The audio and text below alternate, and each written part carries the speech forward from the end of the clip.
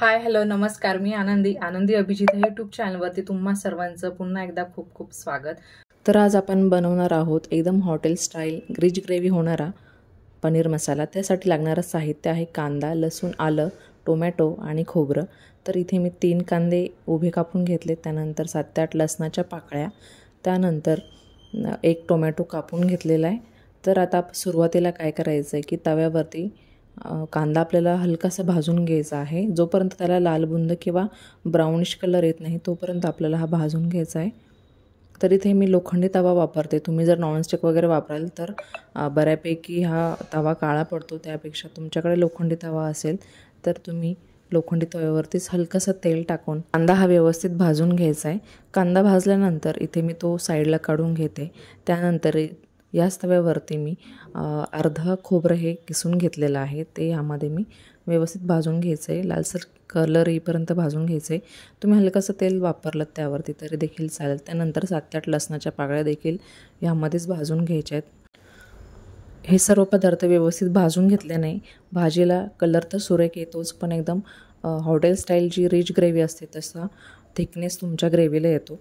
तर इथे मी काही पनीरचे तुकडे करून घेतले. ते कढाईमध्ये तेल टाकून ते छान फ्राय करून घ्यायचे. तुम्ही शॅलो फ्राय केले तरी देखील चालणार आहे, पण इथे मी डिरेक्टली ते तळून घेते.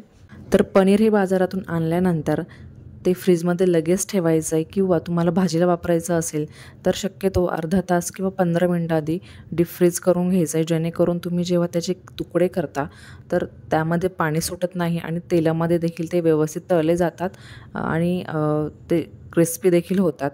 तर अशा पद्धतीने सगळे पनीरचे तुकडे मी व्यवस्थित तळून घेतलेत आणि जो मसाला आपण भाजून घेतला आहे त्याची पेस्ट करून घ्यायची आहे. आणि ज्या कढईमध्ये किंवा ज्या तेलामध्ये आपण पनीरचे तुकडे तळून घेतलेत त्यामध्येच ही ग्रेव्ही आपण तेल सुटेपर्यंत परतवून घ्यायची आहे. तर ती व्यवस्थित तेल सुटल्यानंतर मी लाल तिखट घालते. त्यानंतर पनीर किंवा शाही पनीर मसाला जो आहे तो 1.5 चमचा मी इथे घातलेला आहे. त्यानंतर इथे मी किचन किंग मसाला हाफ टीस्पून वापरला आहे. त्यानंतर हळद घ्यायची आहे आणि चवीनुसार मीठ वापरायचं आहे. आता हे सर्व जे मसाले आहेत ते व्यवस्थित मिक्स करून घ्यायचे आहे ग्रेव्हीमध्ये, आणि ग्रेव्हीला जोपर्यंत तेल सुटत नाही तोपर्यंत हे व्यवस्थित परतवून घ्यायचं आहे.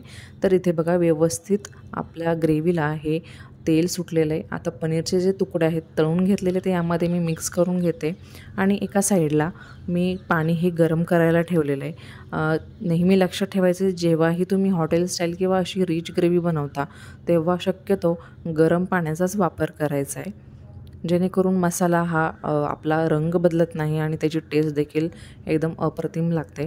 तर इथे मी सुरुवातीला 1 ते 1.5 वाटी मी पाणी घालते. तर पनीरचे तुकडे यामध्ये व्यवस्थित मिक्स करून घ्यायचे आणि हवी तितकी कोथिंबीर तुम्ही ह्यामध्ये घालू शकता. व्यवस्थित कापून घ्यायची आणि मस्त आपली जी पनीर मसाल्याची जी ग्रेव्ही आहे तिला 1 ते 2 उकळी देऊन घ्यायची आहे. एकदम रिच ग्रेव्हीसाठी तुम्ही यामध्ये काजूचे तुकडे किंवा काजूसुद्धा भाजून घालू शकता. पेस्ट बनवायची आहे त्याची, आणि पेस्टसोबतच तुम्हाला हे तेलासोबत परतवून घ्यायचं आहे. तर एकदम खमंग असा किंवा रिच ग्रेव्हीचा पनीर मसाला इथे आपला रेडी आहे. तर एकदम झटकीपट होतो, अगदी 10 मिनटं देखील लागत नाही. फक्त तुमचा जो मसाला आहे तो परतण्यासाठी अवघ्या 7 ते 8 मिनटात तुमचा हा पनीर मसाला एकदम रिच असा पनीर मसाला रेडी होतो. तर अशा छान छान रेसिपीसाठी आपल्या चॅनलला नक्की फॉलो करा. त्याचबरोबर व्हिडिओ आवडल्यास व्हिडिओला लाईक करा, कमेंट करा आणि शेअर देखील करा.